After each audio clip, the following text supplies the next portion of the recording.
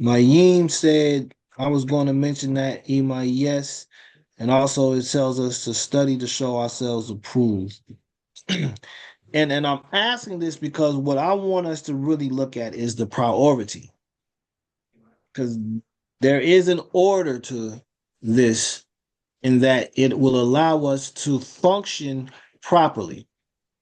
A lot of times, historically, as a people, our worship, due to our enslavement, right? It was emotionally informed, much more so than intellectually.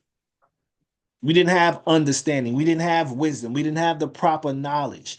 We had the emotional connection to it. And that's necessary. That is very necessary.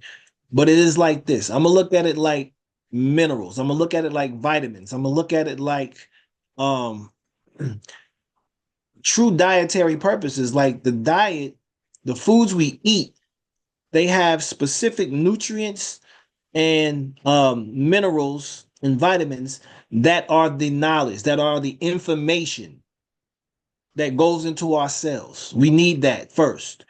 But what that does, it produces the energy, the emotions for us to go and have the body carry out its functions because the store of energy is within these codes, these ingredients, right? These minerals that are present for us to go about doing the necessary functions and having the energy to carry out those necessary functions, which is why the intellect, I would argue, has priority over the emotions. We can do things, and there was a passage that we just read, Romans 10:1, that talks about, we have a zeal for Yah. Let's look at Romans 10:1 right quick. This is where we are. This is what has happened to us.